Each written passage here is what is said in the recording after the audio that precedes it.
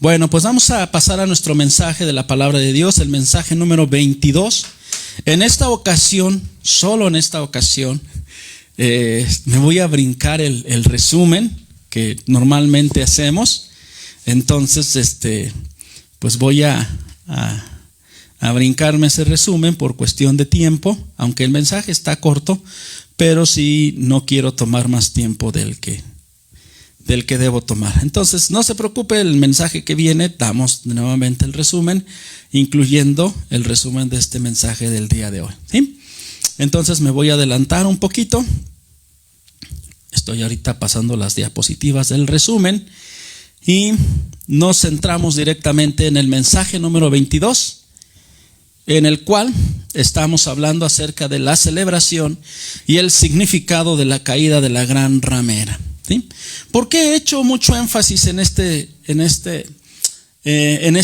tópico, en este tema de la gran ramera?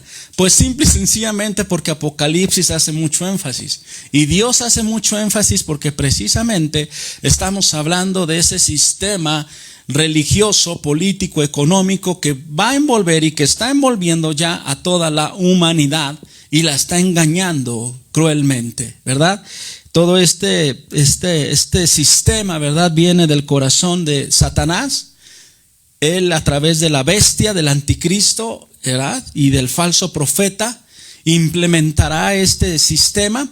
Y nosotros vemos ahorita ya el resultado de todo esto que estamos viviendo. Es parte precisamente de toda la obra que Satanás ha hecho a través de la historia de la humanidad. En el huerto del Edén, cuando el Señor le dio la autoridad a Adán sobre la tierra, ¿verdad? Dice la Biblia que Adán y Eva desobedecieron, que pecaron, y entonces la autoridad que ellos tenían sobre este mundo le fue otorgada al enemigo de nuestras almas, a Satanás. Él los engañó. Y entonces, desde ese entonces hasta ahorita, el príncipe de las tinieblas es el príncipe de este mundo, que es Satanás. Y por eso es que vemos tanta maldad, por eso es que vemos tanta decadencia, por eso es que vemos tanta inmoralidad y tantas cosas peores que se van a venir. Hemos casi ya perdido, ¿verdad?, digamos, la capacidad de asombro de todas las cosas que estamos viendo a nuestro alrededor. Y no nos vamos tan lejos aquí en nuestro México. Pero bueno, vamos entonces a esta palabra, mensaje número 22. Vamos a hablar acerca de la celebración y significado de la caída de la gran ramera. Porque ya vimos en el mensaje anterior que este sistema tiene contados sus días. Se va a intensificar en los 3 primeros años y medio del anticristo. Va a intensificar este sistema y lo va a consolidar, lo va a aceitar y lo va a establecer perfectamente. Pero después empezará a venir su debacle y vendrá su destrucción total, ¿verdad? Bien, vamos a Apocalipsis 18:20 y la palabra de Dios dice de la siguiente manera: alégrate, oh cielo, por lo que ha sucedido. Alégrense también ustedes, santos apóstoles y profetas, porque Dios, al juzgarla, les ha hecho justicia a ustedes. Y está hablando de la gran ramera, de la gran Babilonia. Verso 21.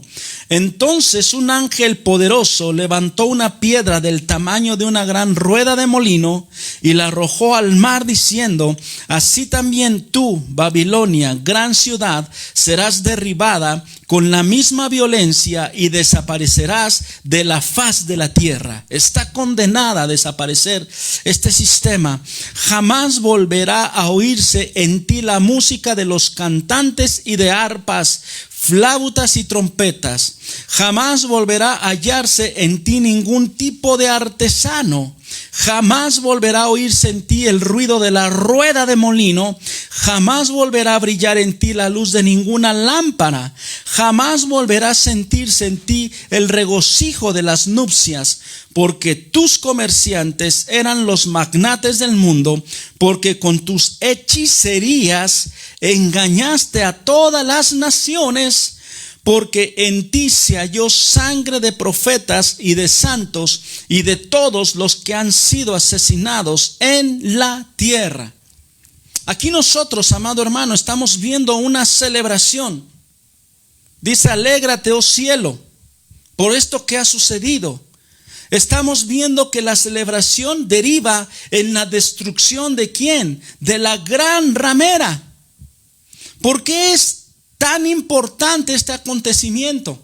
¿Por qué inclusive se dice allá en el cielo, alégrate, oh cielo? En los cielos lo que sucederá aquí en la tierra. Pero también dice, alégrense también ustedes santos, apóstoles y profetas. ¿Por qué? Porque Dios al juzgarla a la gran ramera les ha hecho justicias a todos ustedes. Y luego dice que un ángel poderoso levanta una piedra del tamaño de una rueda de molino, que son ruedas grandísimas, piedras grandísimas, y la arrojó al mar diciendo que así será derribada con violencia y así desaparecerá ese gran sistema.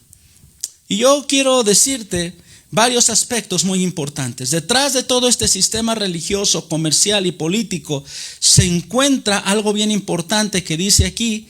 Dice, porque con tus hechicerías engañaste a todas las naciones. Detrás de este sistema religioso se encuentra la hechicería, la brujería, la maldad de Satanás. Haga de cuenta que la tierra y la humanidad están hechizadas, están cautivadas. Como dice el apóstol Pablo, tienen una venda en los ojos. No están viendo la realidad, no están viendo a Dios. Tienen una religión, pero no están teniendo comunión con el Dios eterno. Han sido hechizados. Y ahorita vamos a ver un poquito más adelante qué significa en concreto esto, porque yo me he dado cuenta que en estos últimos tiempos muchas personas están siendo hechizadas por las religiones, por las diferentes religiones, las cuales todas serán unidas en esa única religión, ecumenismo, ¿verdad? Pero que ahorita están actuando por separado, pero pronto actuarán todas juntas, pero todas ellas están ganando muchos adeptos. Muchas personas están yendo al judaísmo, muchas personas están yendo al ateísmo, otras personas más están yendo al Islam. El Islam ha crecido de una manera muy importante, otras más están creyendo en el budismo. Y entonces tienen hechizada a la población, a la gente, la gran ramera, los tiene engañados. Entonces aquí el primer punto que yo quiero tocar en mi mensaje es la celebración por la caída de la gran ramera. Regresemos a Apocalipsis 18:20. Y este tiene un signo de exclamación, y eso significa que es un grito fuerte, que es una exclamación de júbilo, de alegría, de regocijo. ¿En dónde? En el cielo. Alégrate, oh cielo, por lo que ha sucedido. Alégrense también ustedes, santos apóstoles y profetas, porque Dios al juzgarla, ¿a quién? A la gran ramera, les ha hecho justicias a todos ustedes. Amén. Esta celebración es la celebración que se ve, hermano, en la tierra. Bueno, una pequeña comparación de la celebración que se ve en la tierra cuando cae un régimen dictador u opresor. A través de la historia de la humanidad han venido varios modos de producción, así les llaman los sociólogos, ¿verdad? ¿Sí? Y estos modos de producción han oprimido al hombre. No ha sido otra cosa más que la opresión del hombre por el hombre. Uno de los primeros modos de producción fue el esclavismo. El esclavismo literal hace muchos años, y aún todavía hoy existe el esclavismo moderno, porque no ha sido totalmente abolido en muchas naciones. Pero en los tiempos antiguos el esclavismo, hermano, era algo verdaderamente salvaje. Los hombres eran propiedad de otros hombres. Los trataban como animales, los marcaban y hacían de ellos cuanto querían. No existía el homicidio como una pena en contra de un esclavo. El amo tenía la facultad y la potestad de la vida sobre el esclavo, y si el amo decidía por cualquier situación que el esclavo debía morir, lo podía matar sin ningún problema. Y el esclavismo estuvo por muchos años, por muchos tiempos, siendo un modo de producción en muchos países. El esclavismo. Hasta que en la era moderna, vamos a llamarle así, ¿verdad? Abraham Lincoln en Estados Unidos abolió el esclavismo. Tanto daño había hecho el esclavismo en las personas que cuando se dio la abolición de la esclavitud, por ejemplo en Estados Unidos, porque también se dio en otros países, ¿verdad? Hubo una gran celebración, hubo una gran fiesta, ¿verdad? Especialmente las personas de origen afroamericano, que eran la mayor raza que sufría del esclavismo, ¿verdad? Hicieron grandes celebraciones. Déjeme decirle algo interesante que sucedió. Después de haber sido liberados, muchos esclavos regresaron a la semana, al mes, al año con sus amos, porque aunque ellos eran libres, no tenían forma de salir ellos solitos adelante y no sabían otra forma de vivir y se volvían a esclavizar, pero ahora ya no por ley, sino por propia voluntad. Pero en fin, hubo una gran celebración cuando se dio por terminada este modo de producción, según los estudiosos, ¿verdad?, de los aspectos sociales. Después surgió otro modo de producción, que fue el feudalismo, donde existían reyes, aristócratas, señores feudales que eran dueños de las tierras. Era un poquito como el esclavismo, pero ya un poquito más moderado. Y ellos ponían a trabajar a los obreros, a los campesinos en sus tierras, y les daban todo el fruto de su trabajo, y el señor feudal les daba un salario. A veces se los daba en moneda y a veces se los daba en especie, ¿sí? Ese otro modo de producción también imperó, hubo muchos abusos, ¿verdad? Y hubo un tiempo en que la monarquía empezó a decaer y empezaron a surgir nuevas formas de gobernar. Y también hubo una gran celebración cuando cayó el feudalismo. Después del feudalismo vino otro sistema que se le llamó el capitalismo. Un sistema aparentemente democrático, ¿verdad? Donde, bueno, pues ya había ciudadanos y había gobiernos, los medios de producción se industrializaron, ¿verdad? La revolución industrial tuvo mucho que ver con la aparición del capitalismo, empezaron a surgir las grandes industrias, las grandes empresas, ¿verdad? Y entonces el capitalismo se estableció como un régimen, como un sistema, ¿verdad? Y en algunos países este capitalismo llegó a tal nivel de abuso que adoptaron otro nuevo sistema que le llamaron el socialismo, en el cual, ¿verdad?, se supone que la riqueza iba a ser de las personas, del proletariado, donde se le iba a quitar el poder y el control a los grandes capitalistas para que el gobierno fuera dueño de todos los medios de producción. Quisieron hacer algo el socialismo y el comunismo, que es su expresión, vamos a decirlo así, madura. Quisieron hacer algo humanamente hablando que solamente divinamente hablando se puede hacer, ¿verdad? Quisieron hacer que las personas compartieran sus bienes con todos y nadie tuviera necesidad y todos fueran dueños de todos. Pero esto el hombre no lo puede hacer porque el hombre es malo internamente. Solamente aquí en la palabra de Dios nosotros podemos ver una comunión en el libro de los Hechos de la iglesia primogénita, donde dice la palabra de Dios ahí en Hechos 2, que compartían todas las cosas, que todos estaban unánimes y que compartían el pan unos con otros y no había necesidad entre la iglesia. Pero ¿sabe por qué? No porque un hombre o una filosofía lo dictara, sino porque el Espíritu de Dios transforma al hombre interiormente. Luego entonces, sin llamarse comunismo ni socialismo, aquí hablamos de una verdadera comunión en el libro de los Hechos, en la iglesia primogénita. Lamentablemente después la iglesia se corrompió, ya lo hemos visto. Cuando cayeron los regímenes socialistas que se convirtieron en dictaduras, que se convirtieron en mecanismos de opresión hacia la población, cuando cayó el muro de Berlín que dividía la Alemania capitalista de la Alemania comunista, cuando cayó el comunismo en la Unión Soviética, también hubo grandes celebraciones. ¿Por qué? Porque el régimen por el cual ellos estaban viviendo los estaba oprimiendo, estaban sufriendo, nada más estaban gozando y ganando los que estaban hasta arriba. Porque esa es la naturaleza del hombre. El hombre está corrompido, es corrupto por naturaleza. Ahora imagínense en todos estos sistemas de los que hemos visto, cuando caen hay una celebración. Aquí lo que nosotros estamos viendo en Apocalipsis 18:20, estamos viendo que va a caer el régimen del diablo, el régimen de Satanás.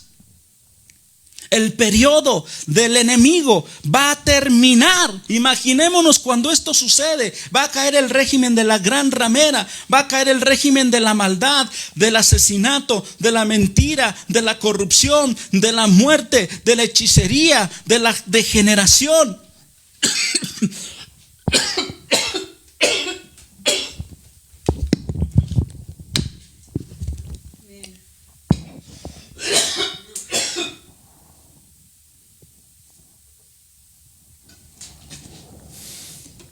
Discúlpeme, debo de tener cuidado, pero me emociono.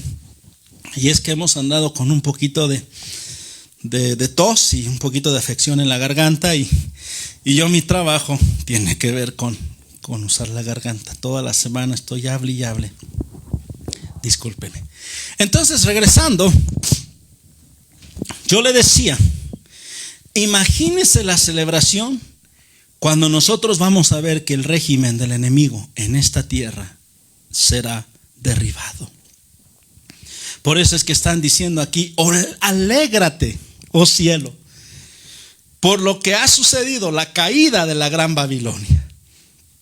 Alégrense también ustedes los santos apóstoles y los profetas, porque Dios al juzgar le ha hecho justicia. Ahorita vamos a ver más adelante que la gran ramera ha sido la autora de la muerte de los santos y de los profetas. La voz de Dios, déjeme decirle lo que le voy a decir con toda claridad. La voz de Dios a través de sus santos verdaderos y de sus profetas ha sido acallada por la religión. La voz de Dios ha sido acallada por la religión. En la Reforma, cuando los reformadores se levantaron con la palabra de Dios y empezaron a decir lo que la Biblia decía y no lo que la iglesia decía, ellos fueron llevados a la hoguera. Sus voces fueron apagadas en cierta manera, pero ya no pudieron detener el mover del Espíritu Santo en ese periodo donde vino y surgió, ¿verdad?, la Reforma. Bien. Entonces, número uno, hermano, ¿cómo no vamos a celebrar la caída de la gran ramera si estamos viendo que cae el régimen de Satanás? Si se han celebrado como han caído los regímenes humanos, cuando una dictadura cae, nada más vaya usted a esos países. Cuando la dictadura cae, ¿verdad? Y los países, los ciudadanos se sienten verdaderamente libres, hacen gran celebración. Amén. Bien, número dos. El significado de la caída. Vimos celebración y significado. Yo quiero hablar acerca del significado. ¿Qué significa que caiga este sistema? El sistema de Satanás, el sistema del enemigo, la gran ramera. Número uno, que la maldad del mundo será conquistada. Aleluya. La maldad del mundo será conquistada. Nosotros, hermanos, estamos viviendo en tiempos de verdadera maldad. De verdadera maldad. Esta semana en nuestro país, en México, nos han estremecido las noticias de estos asesinatos que hemos visto. De esos pequeños, de esos dos jovencitos que asesinaron en la Ciudad de México y que los iban transportando ahí en una carretilla como si estuvieran transportando restos de alguna res. A esos niveles ha llegado nuestra maldad. La maldad de ese jovencito futbolista con un futuro prometedor, ¿verdad? Que lo agarraron los delincuentes, pidieron rescate y como el padre no pudo cubrir el rescate, se lo regresaron en una maleta. Toda la maldad que estamos viendo en nuestro mundo de hoy, que ha venido acabando con nuestra capacidad de asombro. Y le digo, no nos vamos tan lejos, estamos hablando de aquí de México, pero esta maldad se está viendo en todo el mundo entero. No importa que sea un país de primer, de segundo, de tercer mundo, la maldad ha invadido los corazones. No importa que veamos una persona totalmente trajeada con una camisa blanca reluciente, son perversos, son rateros, son tremendos. Aún las personas también igual sencillas en su sencillez, la maldad en su corazón se ha apoderado.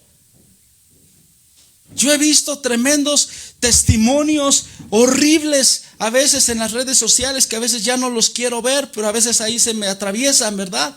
Y cómo las personas confiesan su maldad y usted no les ve el mínimo sentido de arrepentimiento. El mínimo sentido. A ese nivel hemos llegado de maldad. Entonces la caída de la gran ramera significa, entre una de las cosas y la más importante, es que la maldad de este mundo se acabará. Se acabará. Porque entonces vendrá el reino milenario de nuestro Señor Jesucristo.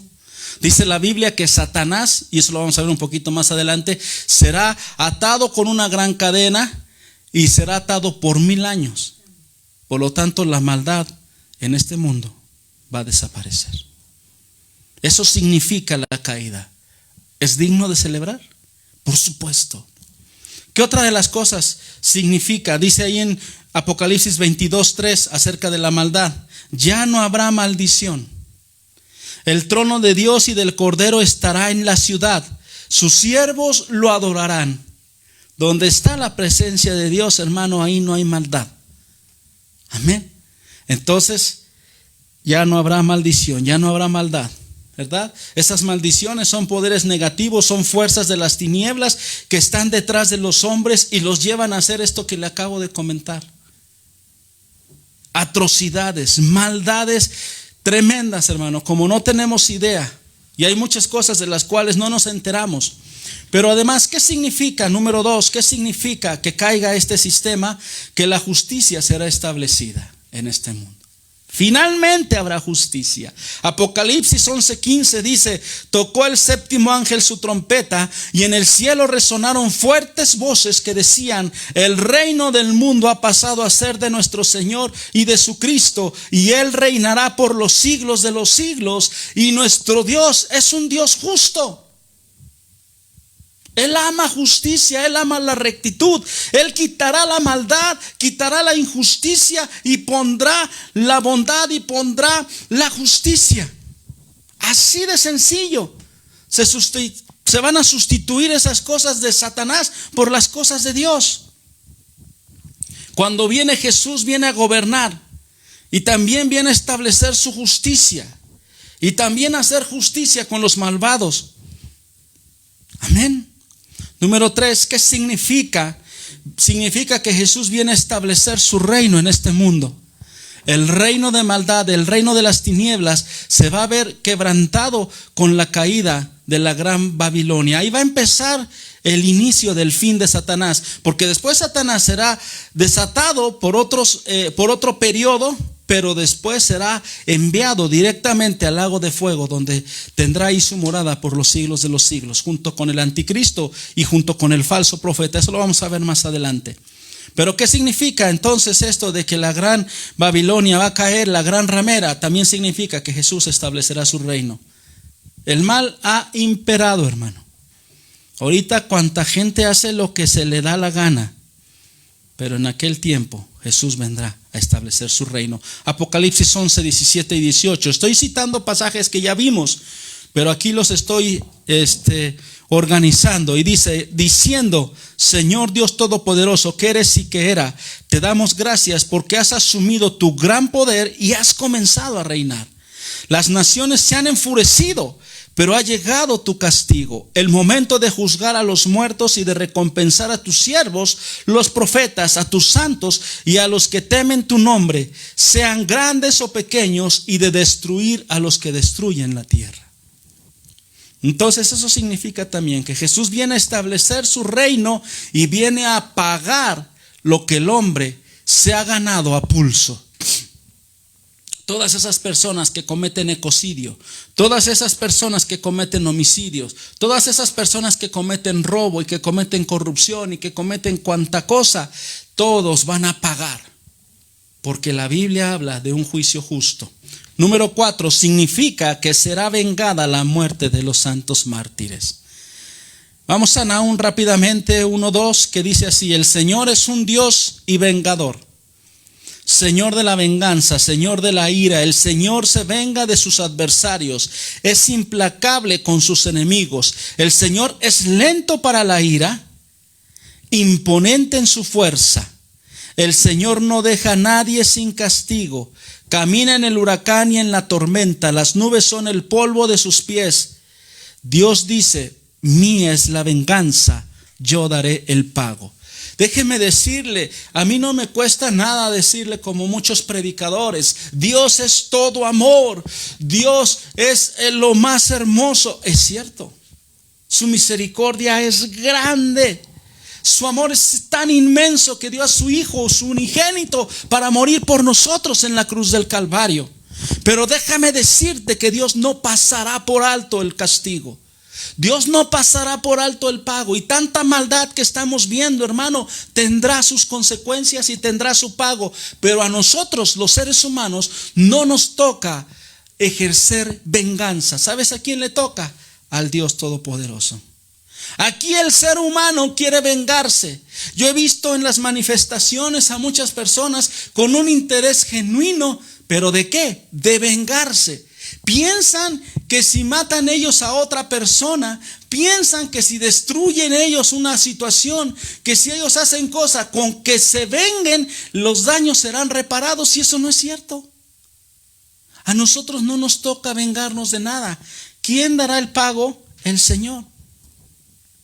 Yo le decía hace días que a mí a veces me da tristeza cuando me entero de que un pastor, un siervo, en los lugares donde hay persecución, como en Chiapas, me enteré muchas veces de primera mano de personas, de pastores, de siervos, ¿verdad? De movimientos. Hay muchos pastores que visitan la sierra en diferentes lugares. Yo conozco un hermano bautista que visita mucho la sierra de Chiapas, y él me ha platicado de viva voz la tristeza y la impotencia que ha sentido cuando va y ya le mataron los pastores por la persecución religiosa. Ya le mataron los hermanos, ya los expulsaron, ya les hicieron esto, ya les hicieron lo otro. Pero una cosa comentamos: a nosotros no nos toca la venganza. Nos toca ir a orar, nos toca apoyar, pero no nos toca en ninguna manera, no debe de verse absolutamente el más mínimo nivel de venganza en el pueblo de Dios. Cuando Esteban estaba siendo apedreado, él levantó los ojos al cielo y le dijo: Señor, no les tomes en cuenta este pecado. Pero el hecho de que él lo haya dicho no quiere decir que Dios no lo va a tomar en cuenta, por supuesto. Y aquí dice que de Él es la venganza, Él dará el pago. Segunda de Tesalonicenses 1:7, y dice la palabra de Dios: y a ustedes que sufren, le está hablando al pueblo, les dará descanso, lo mismo que a nosotros. Esto sucederá cuando el Señor Jesús se manifieste desde el cielo entre llamas de fuego con sus poderosos ángeles. Será ese día, el día de la venganza, para castigar a los que no conocen a Dios ni obedecen el evangelio de nuestro Señor Jesús. Ellos sufrirán el castigo de la destrucción eterna, lejos de la presencia del Señor y de la majestad de su poder, el día en que venga para ser glorificado por medio de sus santos y admirado por todos los que hayan creído, entre los cuales están ustedes, porque creyeron el testimonio que les dimos. ¿Sí? Y Pablo está diciendo: si estás sufriendo, no te preocupes, Dios te dará descanso, Él dará el pago. Significa también que llegará ese día. ¿Sí? Bien, eso es lo que significa: caerá el sistema de maldad y será establecido el reino de nuestro Señor Jesucristo. Número 3, la caída de la gran ramera será violenta y rápida. Vamos allá a Apocalipsis 18:21, que es nuestro pasaje en el cual estamos centrándonos en esta tarde. Y dice: entonces un ángel poderoso levantó una piedra del tamaño de una gran rueda de molino. Eran unas piedras gigantescas, ¿verdad? Y la arrojó al mar diciendo: así también tú, Babilonia, gran ciudad, serás derribada con la misma violencia y desaparecerás de la faz de la tierra. Recordemos en el mensaje pasado que la destrucción de la gran ramera será en 1 hora. Esto será rápido e inmediato. Vamos a Jeremías 51:60, donde está profetizado precisamente la caída de la gran ramera, de este sistema perverso. Y dice el Señor en Jeremías había descrito en un rollo todas las calamidades que le sobrevendrían a Babilonia, es decir, todo lo concerniente a ella. Jeremías le dijo a Serarías: en cuanto llegues a Babilonia, asegúrate de leerles todas estas palabras. Luego diles: Señor, tú has dicho que vas a destruir este lugar y que lo convertirás en una desolación perpetua hasta que no quede en él un solo habitante, ni hombre ni animal. Cuando termines de leer el rollo, átale una piedra y arrójalo al Éufrates, así como Apocalipsis, ¿verdad?, de la piedra de molino. Luego diles: así se hundirá Babilonia y nunca más se levantará del desastre que voy a traer sobre ella. Aquí concluyen las palabras del profeta Jeremías. Amén. Entonces déjame decirte que ese sistema será destruido, será aniquilado totalmente, ¿verdad? Y voy a mi punto número 4, los pecados de la gran ramera. Quiero hacer mucho énfasis en esta parte. Los pecados de la gran ramera son pecados reflejados en las naciones que estamos viviendo el día de hoy, ¿verdad? Que estamos viviendo en las religiones, que estamos viviendo en los sistemas políticos, sociales, en los sistemas económicos. El sistema que va a implantar ahorita el anticristo viene del mismo infierno. Va a solucionar los problemas de la humanidad, por supuesto, para ganarse la confianza del mundo. Va a traer paz, va a traer prosperidad en medio de esta crisis tan tremenda que estamos viviendo. Lo hará, ¿verdad? ¿Pero qué? Todo será un gran engaño. Vamos a Apocalipsis 19:23. Dice la palabra de Dios acerca de esto: jamás volverá a brillar en ti la luz de ninguna lámpara, jamás volverá a sentirse en ti el regocijo de las nupcias, porque tus comerciantes eran los magnates del mundo, y hablamos de esto en el mensaje pasado, porque con sus hechicerías, porque en ti se halló la sangre de profetas y de santos y de todos los que han sido asesinados. ¿En dónde? En la tierra, ¿verdad? Por ahí creo que quedó tronco el pasaje. Bien, entonces, pero vamos a ver cuáles son los pecados de la gran ramera. El primer pecado es la arrogancia, el dinero o poder, ¿ya? No solamente en el ámbito secular, sino en el ámbito religioso. En 1 de Pedro 5 nos habla de que no nos enseñoremos nosotros los pastores sobre las ovejas, y que no seamos soberbios, y que no seamos altaneros, y que no seamos amantes del dinero ni del poder. La soberbia es el gran pecado de la gran ramera. Uno de los grandes pecados de los sistemas religiosos es su arrogancia, su poder, su autosuficiencia. En los sistemas religiosos, en las personas que deberían de ser humildes, son arrogantes, son altivas, son creídas. Ya le hablaba yo en mensajes pasados acerca de los magnates de Dios. Se sienten, nadie se les puede acercar. Isaías 2:10, acuérdese lo que dice la palabra de Dios: métete en la roca y escóndete en el polvo ante el terror del Señor y el esplendor de su majestad. Los ojos del altivo serán humillados y la arrogancia humana será doblegada. La arrogancia de este sistema político religioso será doblegada. En aquel día solo el Señor será exaltado, y un día vendrá el Señor Todopoderoso contra todos los orgullosos y arrogantes y contra todos los altaneros. ¿Para qué? Para humillarlos. Entonces hoy las naciones se ensoberbecen, los sistemas religiosos se ensoberbecen, las religiones se ensoberbecen, que tienen tantos seguidores, que tienen tantas instalaciones, que tienen tanto poderío, que tienen tanto alcance. Soberbia. No a nosotros, dice el salmista, sino a tu nombre sea dada la gloria. Nosotros, el hombre, no fue creado para recibir la gloria es para Dios. Cuando el hombre recibe la gloria, traspasa la gloria de Dios, y nadie debe de meterse con la gloria de Dios. Acuérdese, Shekinah es el lugar santísimo que fue traspasado. El segundo pecado, las hechicerías. Ahí en el 19:23, Apocalipsis: jamás volverá a brillar en ti la luz de ninguna lámpara, jamás volverá a sentirse en ti el regocijo de las nupcias, porque tus comerciantes eran los magnates del mundo, porque con tus hechicerías engañaste a todas las naciones. Es una especie de engaño, es una especie de, ¿cómo le diré?, de embrujo sobre las personas, las que están teniendo hoy las religiones, para apartarlas de la palabra de Cristo. Esa palabra hechicería, viene de la palabra farmakeia en el griego, de donde viene la palabra fármaco, de donde viene la palabra. Antes a las farmacias no se les llamaba farmacias, se les llamaba droguería. ¿A dónde voy? Voy a la droguería a comprar mi droga, que eran fármacos. Entonces aquí está hablando de esa hechicería como una dependencia, como un engaño. El apóstol Pablo, ¿verdad?, le dice a los Gálatas: ¿quién los fascinó, quién los hechizó para volverse al judaísmo? Hoy la gente está fascinada con el judaísmo y han hecho a un lado a Jesús, al Mesías, y piensan que van a ser salvos. Algunos hasta están diciendo que tienen descendencia israelí.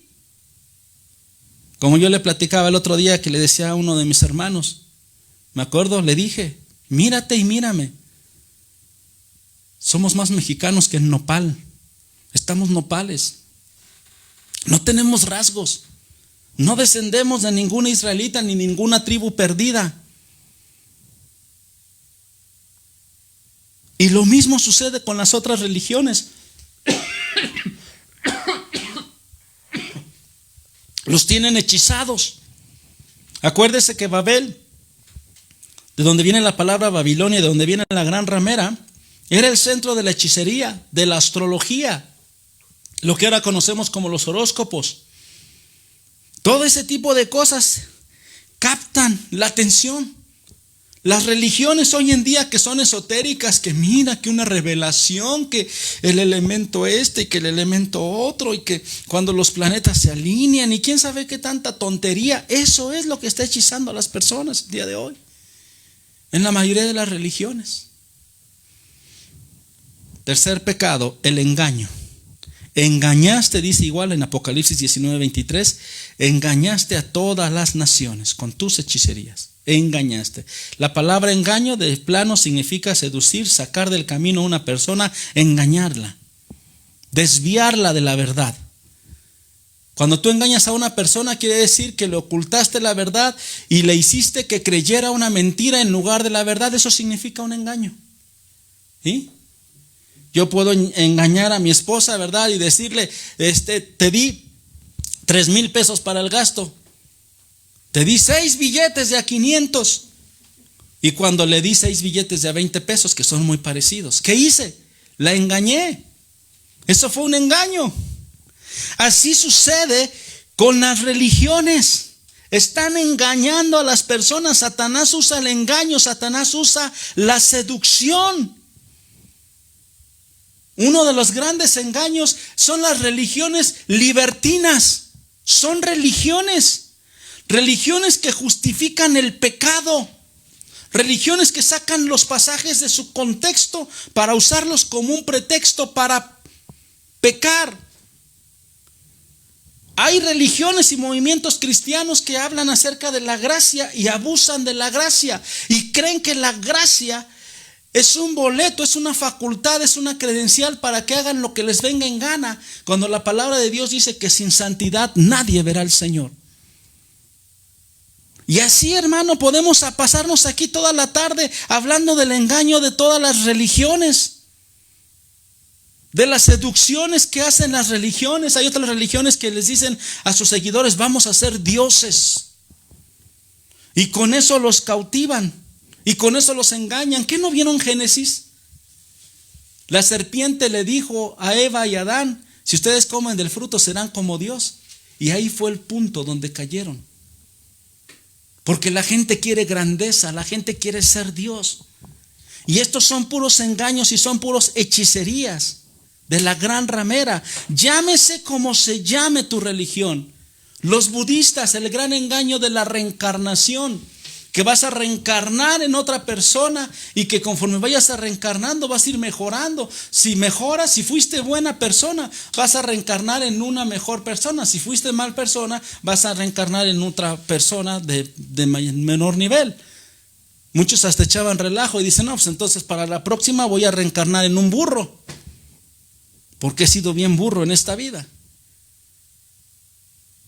Todos ese tipo de situaciones son engaños. El sistema babilónico genera confusión, genera engaño.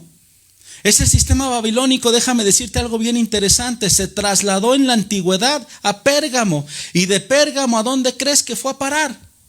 A Roma. Y cuando Roma adoptó el cristianismo como religión oficial, junto con la religión oficial también metió el engaño. Y muchas cosas que creemos que vienen de Roma no vienen en la Biblia. Por eso persiguieron a los santos cuando los santos dijeron, la Biblia dice algo que la iglesia no dice. Y entonces dijeron, tú cállate, cierra la Biblia, es más, tienes prohibido leer la Biblia. Y lo mandaban a una hoguera. Dentro de esos engaños que tenemos que vinieron de Roma está la oración y la intercesión a favor de los muertos. Hebreos 9:27 dice la palabra de Dios, mira, velo ahí. Y así como está establecido que los seres humanos mueran una sola vez y después venga el juicio. Hace 15 días prediqué acerca del culto a la muerte. Hermano, la persona cuando se murió, ya se murió. Ni podemos consultarla, ni podemos interceder por ella, ni podemos nada. Es más, ni podemos hacerle su calaverita. ¿Qué sentido tiene eso? Aunque creo las calaveritas se las hacen a los vivos para que se mueran, ¿no? Es una parodia donde dice, andaba muy contento el vivo y llegó la muerte y se lo llevó. Nada podemos hacer por los muertos. Ese es un engaño. No podemos interceder, no podemos hacer nada. Otro engaño, las oraciones intermediarias o mediadoras, que hay que orarle a un santo para que le pida a Dios que nos eche la mano. Primera de Timoteo 2:5. Porque hay un solo Dios y un solo mediador entre Dios y los hombres, y ese se llama Jesucristo. Nadie, ni María ni nadie. María fue una mujer de Dios, fue una hebrea, fue una judía, practicó el judaísmo. Jamás fue cristiana. Ella lo único que les dijo en las bodas de Canaán, hagan lo que Él les diga. ¿Quién? Jesús. María refería a Jesús. Y cuando en la cruz del Calvario le dijeron a Jesús, ahí está tu madre y tus hermanos, ¿qué dijo Jesús? Mi madre y mis hermanos son los que hacen mi voluntad. Amén. La venta de las indulgencias, otro engaño, que hay que dar un recurso, que hay que dar un dinero para que el alma salga del purgatorio. El purgatorio no viene en la Biblia, y se vaya al cielo. En la Biblia no habla en ninguna manera del purgatorio, y en la Biblia no habla que por ninguna moneda ni ninguna ofrenda un alma se va a salvar. Por supuesto que en la Edad Media esto era un gran negocio. Decía, cayendo la moneda en el cofre, así decía la iglesia, saltando el alma del purgatorio. Es decir, cáete con una lana para que tu muerto se vaya al cielo. Pobres de los pobres. Sus muertos nunca iban a ser salvos. Solo por la sangre de Jesucristo podemos ser salvos. Efesios 2:8. Porque por gracia ustedes han sido salvados mediante la fe. Y no procede de ustedes, sino que es un regalo de Dios. La salvación no tiene precio. No por obras para que nadie se jacte. Y dicho sea de paso, las religiones que basan la salvación en las obras, testigos de Jehová, dígase. Pregúntele usted a un testigo de Jehová, ¿tú eres salvo? No, no lo sé. Estoy haciendo obras para salvarme. Por eso me ves todos los domingos con mi paraguas predicando de casa en casa, porque si yo predico, esa es una buena obra, y esa buena obra va a mi currículum y yo me voy a salvar cuando tenga yo muchas buenas obras. No por obras para que nadie se gloríe. La religión engaña. La palabra de Dios nos abre los ojos. Amén. Juan dice, y conoceréis la verdad, y la verdad os hará libre. Y Jesús dice: yo soy el camino, la verdad y la vida, y nadie viene al Padre si no es por mí. Y yo le puedo citar aquí muchos engaños de cualquier religión de la que tú me hables. Los mormones dicen que se bautizan por el nombre de los muertos, que porque, bueno, pues eso les va a dar ciertas facultades y ciertos atributos de los muertos, y que en un momento determinado el hombre llegará a ser Dios. Mentira, engaño. Es que bajó Moroni y nos los dio en el libro del Mormón. ¿Qué dijo Pablo? Aun si bajase un ángel para predicarles otro evangelio que sea anatema. La Biblia está completa, no necesita el libro del Mormón, no necesita nada. Absolutamente nada. Los judaizantes están poniendo su confianza en la ley. La ley, hermano, nos refleja que estamos perdidos. Y por medio de la gracia de nuestro Señor Jesucristo es que somos salvos. ¿Sí? Ahora, en estos nuevos tiempos también hay otros engaños modernos. Vamos a 1 de Timoteo 4:1, donde dice la palabra de Dios: el Espíritu dice claramente que en los últimos tiempos, es decir, estos tiempos que estamos viviendo, algunos abandonarán la fe para seguir a inspiraciones engañosas y doctrinas diabólicas. Hermano, es alarmante el número de cristianos que han abandonado la fe en Cristo Jesús. Dígase que están en el judaísmo, dígase que están en el ateísmo, dígase que están en la teología de la prosperidad, dígase que están en la teología, en las teologías declarativas, yo declaro, yo decreto, dígase que están en las doctrinas de las obras, díganse que donde quiera que están, se han dispersado. Estamos viviendo los últimos tiempos y yo no entiendo cómo no es posible que abran sus ojos y se den cuenta. Algunos abandonarán la fe para seguir inspiraciones engañosas y doctrinas diabólicas. Tales enseñanzas provienen de embusteros hipócritas que tienen la conciencia encallecida. Prohíben el matrimonio y no permiten comer ciertos alimentos que Dios ha creado para que los creyentes, conocedores de la verdad, los coman con acción de gracias. ¿Y a quién se estaba dirigiendo Pablo? A los judaizantes, que estaban imponiéndole a la iglesia que siguiera todos los rituales, entre ellos guardarse de comer de ciertos alimentos, los animales de pezuña que venían en la ley. Pero ¿qué no leen la Biblia? ¿Qué no leen que Pablo, verdad, escribe sobre esto en Corintios? Que lo hagamos con acción de gracias. ¿Qué no ven que Pedro, dice la Biblia, que bajó un lienzo? Pedro acababa de conocer a Jesucristo y todavía tenía ciertas confusiones, y entonces en la visión el Señor le dice: come y mata, y le dice: ¿cómo? Yo he guardado la ley, yo no como ese tipo de alimentos. Y dice el Señor: no llames inmundo lo que yo he santificado. Y ese era el simbolismo de que todo ese tipo de situaciones Dios nos había llamado a ser libres de este tipo de ritos y a comer de todo con acción de gracias. Aquí está hablando. Y esto, hermano, increíblemente hoy lo estamos viendo. Número 4, el pecado de la muerte de los mártires. Y ya estoy terminando mi mensaje. Apocalipsis 18:24. Porque en ti se halló, en ti, la gran ramera, en los sistemas político, religioso, económico, la sangre de los profetas y de santos y de todos los que han sido asesinados. ¿En dónde?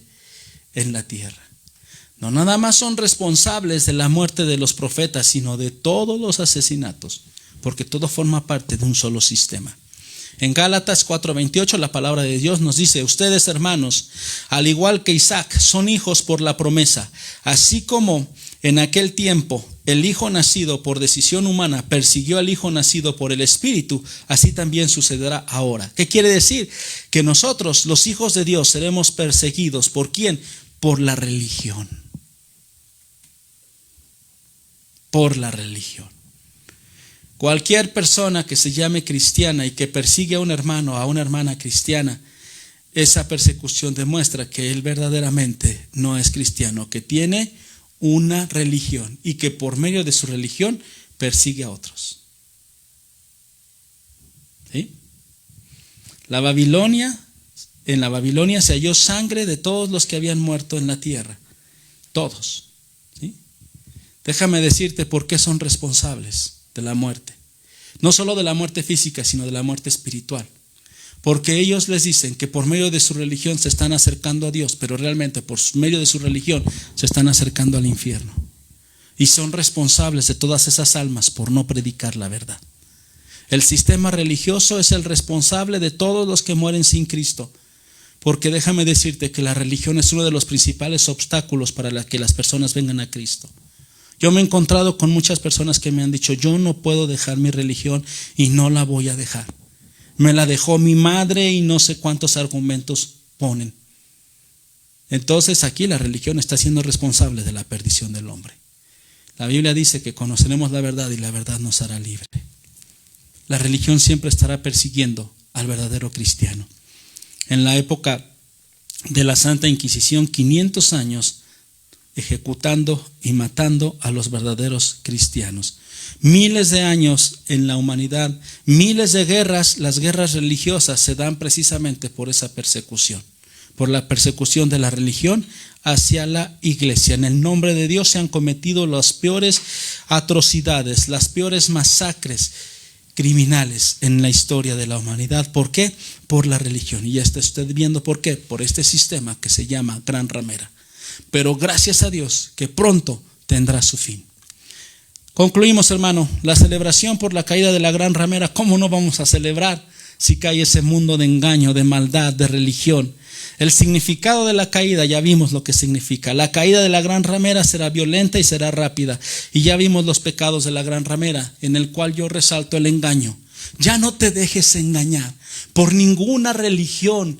Por ninguna religión. Cristo es el camino, la verdad y la vida, y nadie viene al Padre si no es por Él. Lo he dicho muchas veces. Jesús nunca dijo el judaísmo, el catolicismo, el protestantismo. Él no dijo el hinduismo. Él dijo: yo soy el camino, la verdad y la vida, y nadie viene al Padre si no es por mí. Arréglate con Jesús, acércate con Él, lee su palabra, busca aquí las verdades de Dios. Aquí viene la palabra de Dios y no le podemos añadir y no le podemos quitar. No necesitamos ningún otro libro, no necesitamos ningún dogma, no necesitamos ningún sacramento. Aquí hay solo dos ordenanzas: el bautismo y la cena del Señor. Todo lo demás son ordenanzas de hombre. Libérate de eso en el nombre de Jesús.